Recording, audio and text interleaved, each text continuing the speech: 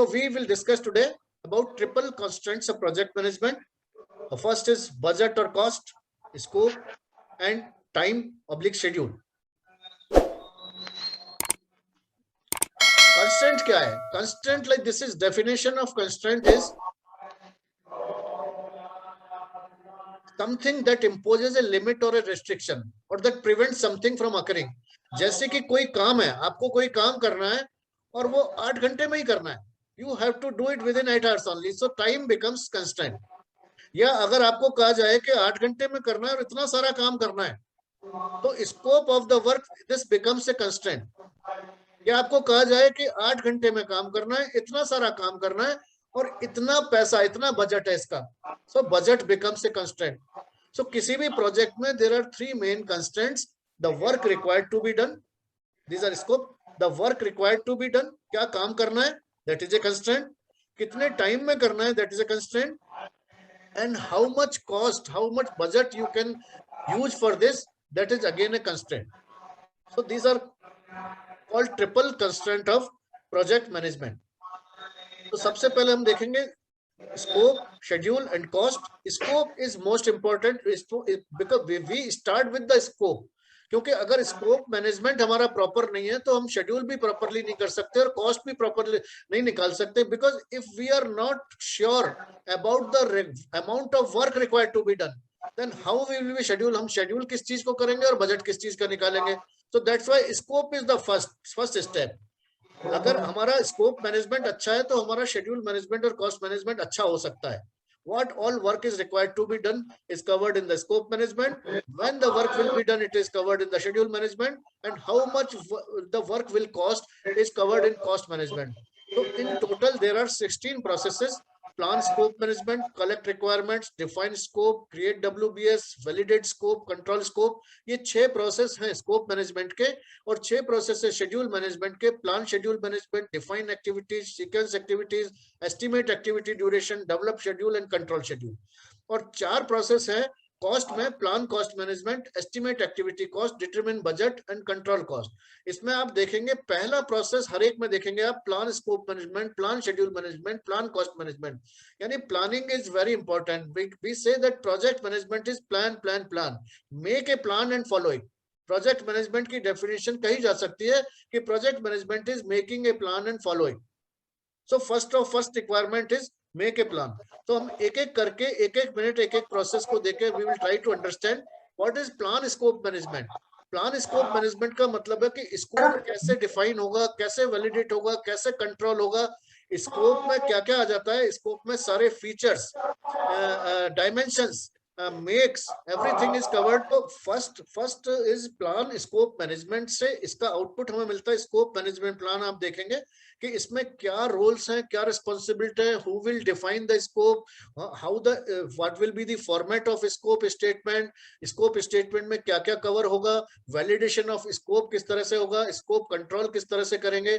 जैसे एग्जांपल दो, कोई कंस्ट्रक्शन का प्रोजेक्ट है मान लीजिए, तो कंस्ट्रक्शन में मान लीजिए आप अपना घर बना रहे हैं, तो घर का स्कोप क्या हुआ, प्रोडक्ट का स्कोप क्या होगा कि मुझे डबल स्टोरी हाउस चाहिए, डबल स्टोरी हाउस चाहिए, 4 कमरों का मकान चाहिए, रूम साइजेस ये चाहिए, डायमेंशंस ये हैं, इस पे मेक्स ये हैं, क्वालिटी ये है.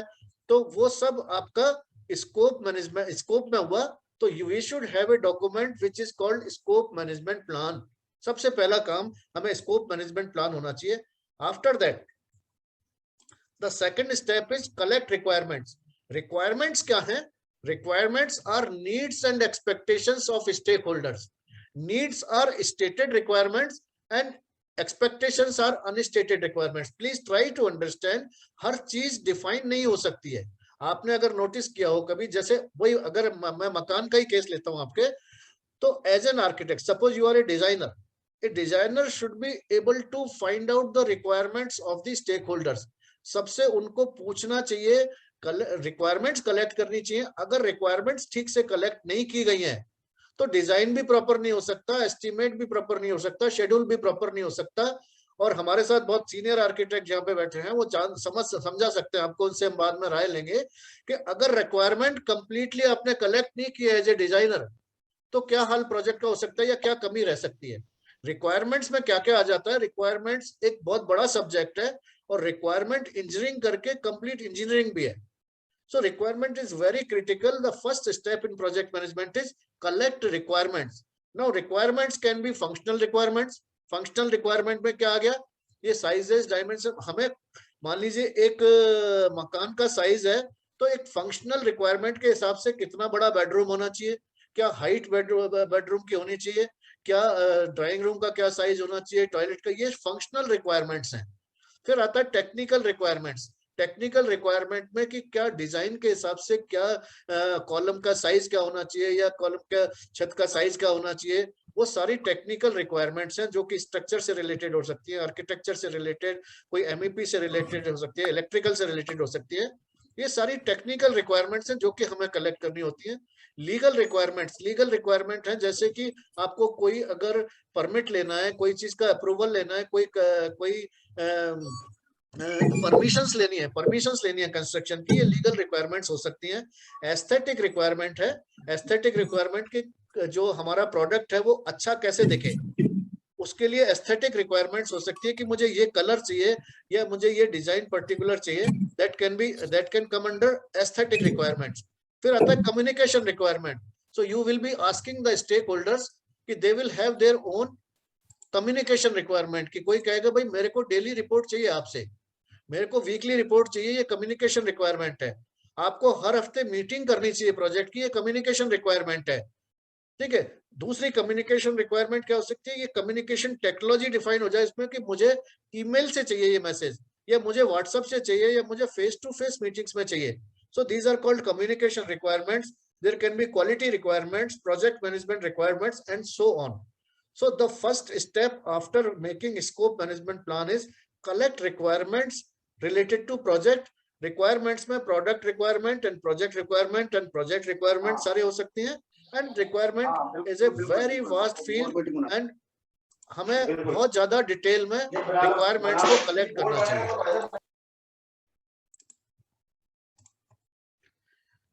Third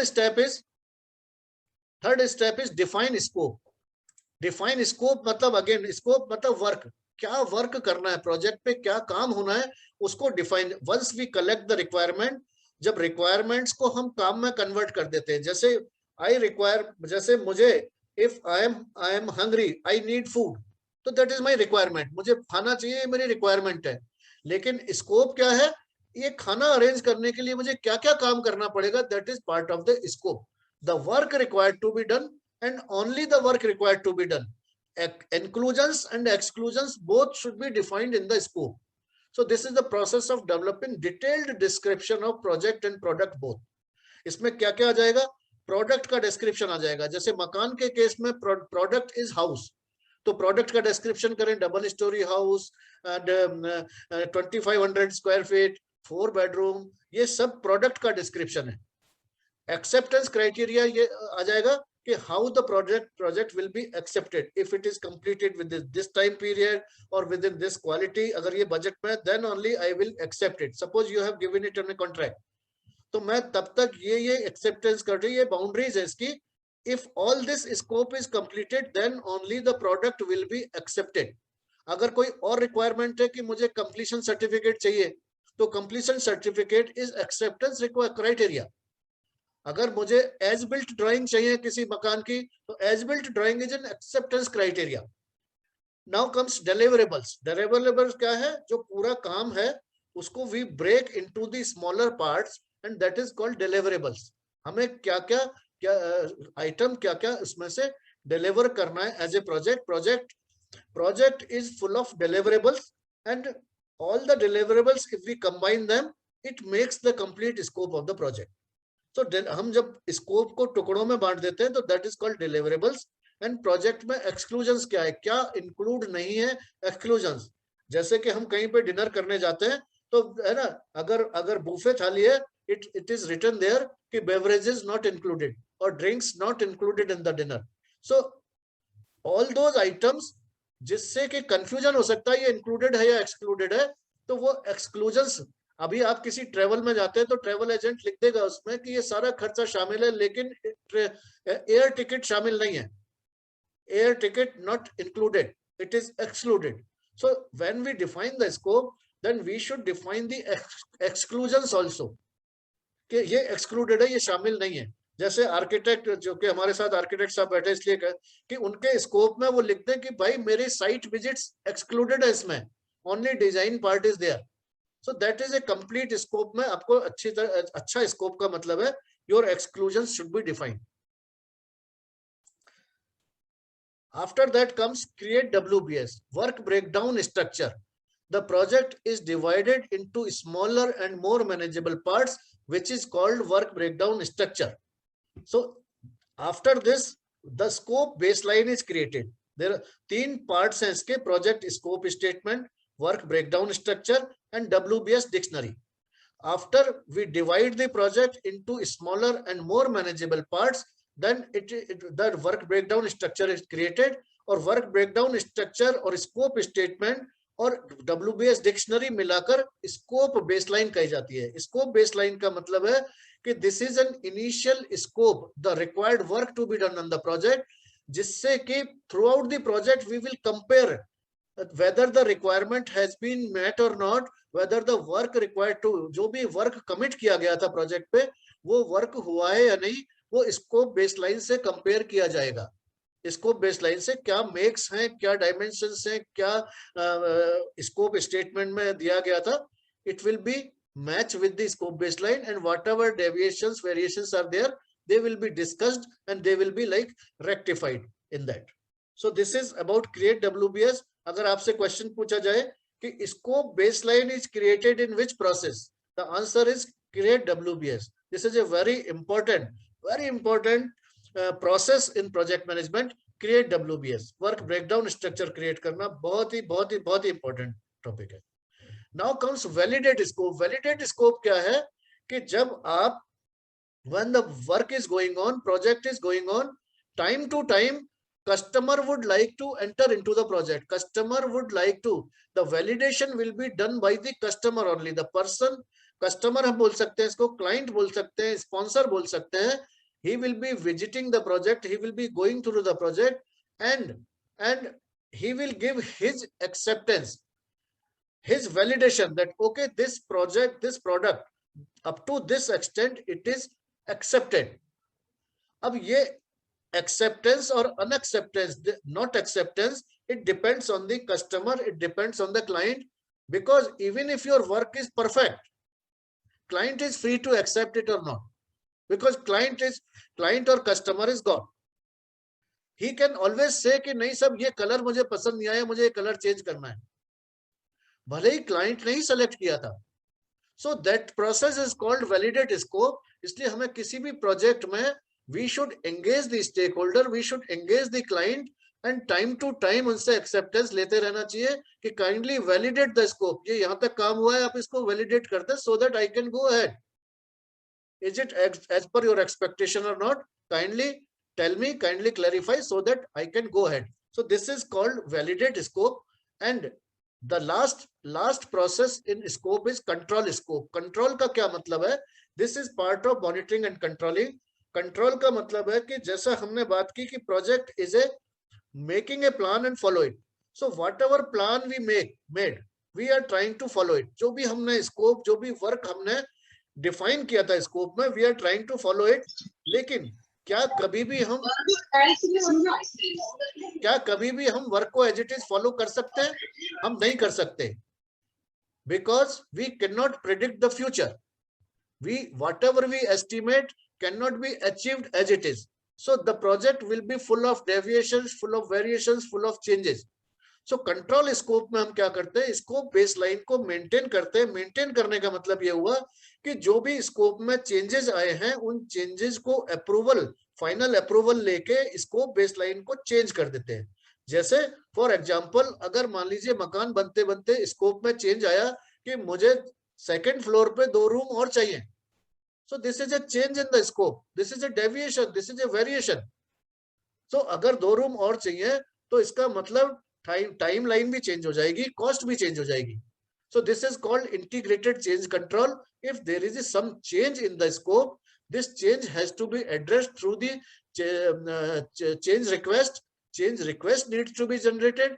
It will go to integrated change control. Integrated change control के बाद स्कोप के साथ साथ टाइमलाइन और कॉस्ट भी चेंज होगी, स्कोप बेस लाइन को रिवाइज किया जाएगा and this all comes under control scope. Control scope में हमें कोशिश ये करनी चाहिए कि स्कोप को मिनिमम चेंज किया जाए, minimum variation should be there in the scope so that initial जो हमने प्लान किया था उसके हिसाब से हम चल सके। So this was about project scope management. Now we will go to project schedule management. In this the first process is plan schedule management. Plan schedule management में हम क्या करते हैं कि कौन सा काम कब होगा, when the work will be done, how much time it will take. The purpose of plan schedule management is the timely completion of the project, how to complete the project on the time. Maximum जो maximum conflict project होते हैं वो time को लेके होते हैं, because time is easily measurable, anybody can measure the time. चाहे scope कितना भी चेंज हो जाए फिर भी क्लाइंट की जिद ये रहती है कि भाई मैंने आपको 1 साल दिया था और ये प्रोजेक्ट 15 महीने में खत्म कर रहे हो आप, while scope was changed, still he doesn't try to understand maximum conflicts in the project are due to schedule, due to time. So we need to manage the time in a perfect manner. For that, there are 6 processes. First of all, we should plan how we will schedule it.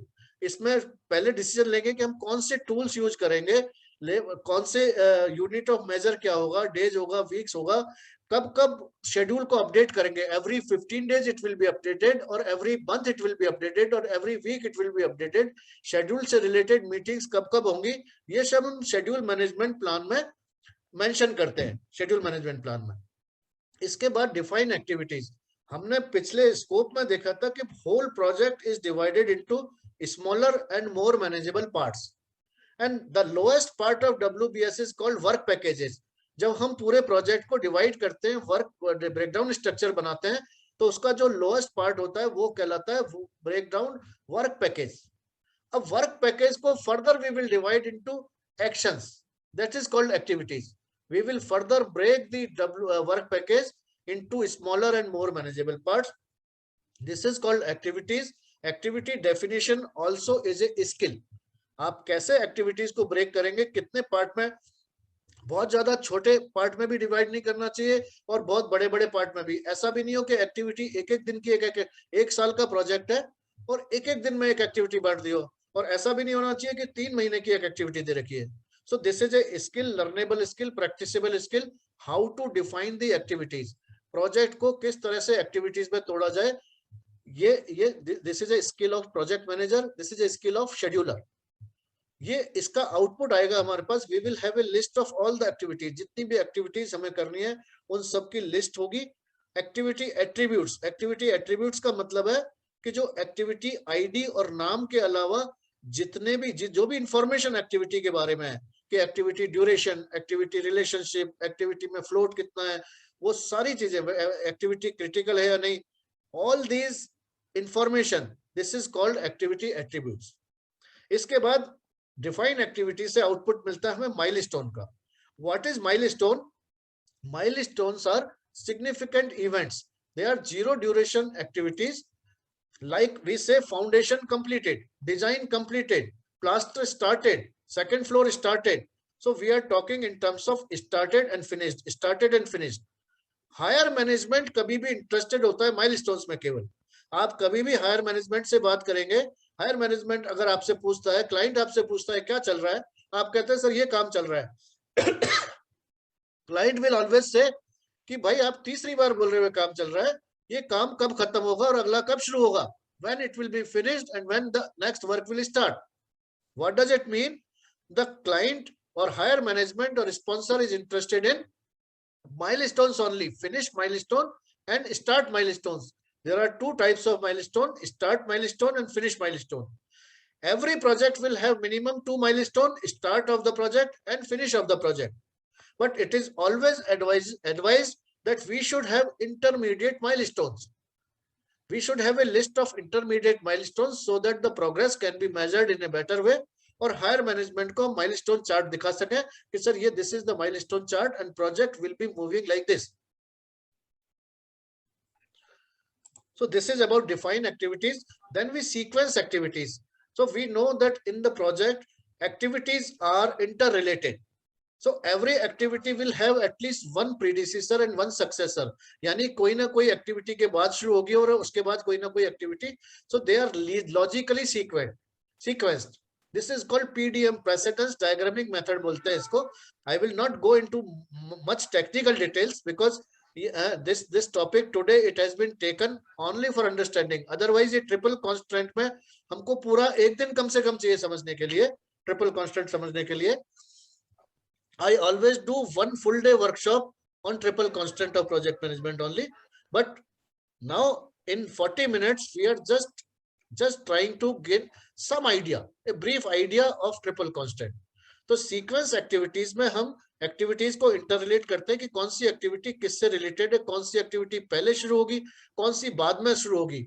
Because there are different dependencies between the activities, there are different relationship between the activities. एक logical network create होता है. इसको हम manually भी कर सकते हैं या सॉफ्टवेयर से कर सकते हैं, एमएस प्रोजेक्ट से कर सकते हैं, प्राइमावेरा से कर सकते हैं, या we can have a blended approach.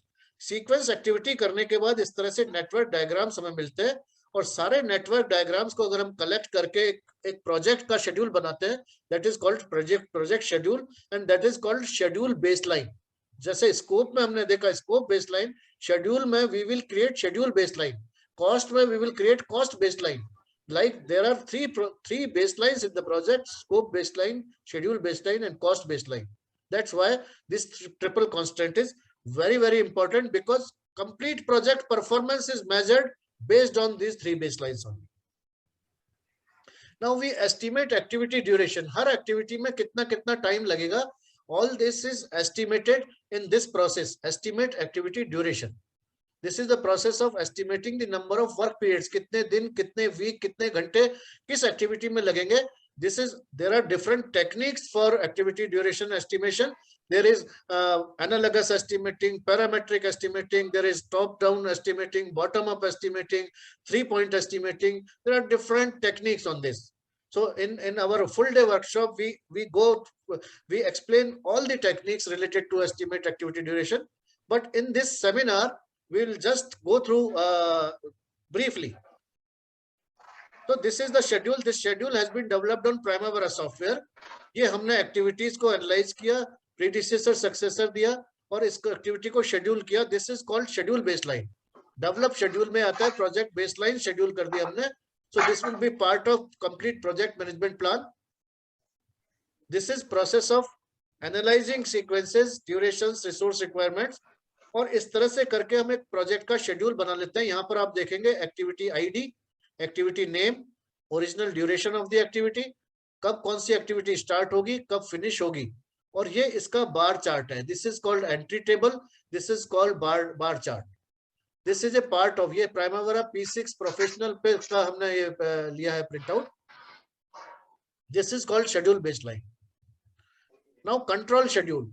जैसा हमने पहले बात की थी कि project will not go as per plan. It will be full of deviations, full of variations. तो जब भी हम मॉनिटरिंग करेंगे, मॉनिटरिंग मतलब plan versus actual, we will find deviation. ये काम तब तक होना था लेकिन तब तक नहीं हुआ. So there will be a schedule variance, schedule performance index we will calculate here, and we will जो रिमेनिंग प्रोजेक्ट है उसको हम कैसे करेंगे, हम रीप्लान करते हैं. उसको रीप्लानिंग करके उसको this is a part of control schedule. तो कंट्रोल शेड्यूल में क्या आएगा? First step is we will have some status meeting. Number 2, we will find out whether the project is going on as per schedule or not. It will never go as per schedule. We will find out the deviations, variances, finish date variance कितना है, duration variance कितना है, कब ये कौन सी activity कब finish होनी थी, कब खत्म हुई. So like that we will calculate all the variances. और फिर रिमेनिंग प्रोजेक्ट के लिए हम फोरकास्टिंग करते हैं कि now how much time it will take for remaining project to be completed. Remaining project we do the forecasting. So this is about control schedule. So we have covered scope and schedule. Out of triple constant, 2 constants are covered. Third constant is plan cost management. Cost everybody understand. Projects are cost sensitive. Every client is cost sensitive. We all are cost sensitive. Limited budget में हमें काम करना होता है, तो इसलिए cost पे बहुत ज्यादा ध्यान देने की जरूरत पड़ती है. तो पहला step cost management में होता है कि we have to plan how the cost will be managed. कौन सी टेक्निक्स, कौन से टूल्स यूज करेंगे हम एस्टिमेशन के लिए, कॉस्टिंग के लिए, कौन कौन से हेड्स होंगे प्रोजेक्ट कॉस्ट मैनेजमेंट के. So we will have a cost management plan. It is a component of project management plan. हमने यहाँ पे डिस्कस नहीं किया, लेकिन एक प्रोजेक्ट डॉक्यूमेंट, हर प्रोजेक्ट में एक डॉक्यूमेंट होना चाहिए which is called project management plan. Project management plan में क्या होगा, सारे सब्सिडरी प्लान्स होते हैं, स्कोप मैनेजमेंट प्लान भी होता है, शेड्यूल मैनेजमेंट प्लान भी होता है, कॉस्ट मैनेजमेंट प्लान भी होता है, रिस्क मैनेजमेंट प्लान भी होता है, communication, like that 9 subsidiary plans are there in the project management plan. तो कॉस्ट मैनेजमेंट प्लान भी उसका पार्ट है. और then we have 3 baselines, 3 baselines होती है, वो भी प्रोजेक्ट मैनेजमेंट प्लान का पार्ट है. तो प्रोजेक्ट कॉस्ट मैनेजमेंट प्लान में हमारे क्या क्या होगा, unit of measure, because we might be working in different environment. There may be some multinational company, there may be some multi-currency projects. So we need to decide कि कौन सी currency use करेंगे. So normally in India we are using rupees. So Primavera software पे जब हम काम करते हैं तो हम उसमें कौन सी currency में काम करना चाहते हैं वो decide किया जा सकता है. So it can decide its level of accuracy क्या होगा, estimates की level of accuracy क्या है, plus minus 100 rupees, $100 or 1000 rupees or 10,000 rupees, like that. Control threshold का क्या मतलब है कि मान लीजिए कितने वेरिएशन तक हम कोई एक्शन उस पर नहीं लेंगे. कंट्रोल थ्रेशोल्ड यानी कि एक प्रोजेक्ट मैनेजर है, एक प्रोजेक्ट डायरेक्टर है, सीईओ है, हर एक की अपनी लिमिट है कि अगर कॉस्ट में इतना वेरिएशन आ रहा है तो कौन अप्रूव कर सकता है उसको और कौन नहीं कर सकता, like that. So we have control threshold. Rules for performance management, performance को नापने के अलग अलग तरीके हैं. जैसे अर्न्ड वैल्यू मैनेजमेंट एक तरीका है, कॉस्ट इंडेक्स निकालना, cost performance index, cost variance निकालना, ये सब इसमें कॉस्ट मैनेजमेंट प्लान में दिया हुआ होता है. Estimate activity cost. So every activity needs to be estimated for the cost. हर एक्टिविटी को हम कॉस्ट करते हैं. So activity consumes resources. There are 3 types of resources in project management. There are labour resources, non labour resources and material resources. ये 3 resources से जो cost आती है वो डायरेक्ट कॉस्ट है. After that we can have different other costs also, travel costs, facilities, it will go into overheads. So we estimate the cost, after that we determine the budget. So this is the process in which the budget of project is defined. Budget कैसे निकालते हैं हम, सारी activities को estimate किया हमने, फिर work breakdown structure पे हमने उस लेवल पे एस्टिमेट किया, फिर पूरा प्रोजेक्ट की कॉस्ट बेसलाइन हमने यहाँ पे निकाली. यहां आप देखेंगे कि ये कंटिंजेंसी रिजर्व एक भी आ रहा है. What is this? This contingency reserve is for risk, for non risk. There are, यहां पे देखेंगे आप, कंटिंजेंसी रिजर्व है या मैनेजमेंट रिजर्व है. There are 2 terms, contingency reserve and management reserve. So this is a part of risk management. Risk management में there are certain risk which are known to us and there are certain risk which are not known. Not known risk, जैसे कि ये pandemic आया, ये pandemic unknown risk में आएगा, लेकिन कोई मटेरियल की कॉस्ट बढ़ जाती है वो नोन रिस्क में आएगा. तो नोन रिस्क को एनालाइज करना प्रोजेक्ट मैनेजर की रिस्पॉन्सिबिलिटी है, लेकिन अननोन रिस्क को एनालाइज प्रोजेक्ट मैनेजर नहीं कर सकता. इस पेंडेमिक में क्या कॉस्ट वेरिएशंस आएंगे, इसको प्रोजेक्ट मैनेजर लेवल का काम नहीं है ये. So that has to be at the management level. So we determine the budget by aggregating all the cost. जो भी एक्टिविटी कॉस्ट हमने निकाली इसको जोड़ के WBS लेवल पे आते हैं. WBS लेवल से आके हम प्रोजेक्ट लेवल पे आते हैं. तो प्रोजेक्ट लेवल पे हम कंटिंजेंसी रिजर्व ऐड करते हैं, उससे कॉस्ट बेसलाइन क्रिएट होती है. सो डिटरमाइन बजट पे हम कॉस्ट बेसलाइन क्रिएट करते हैं.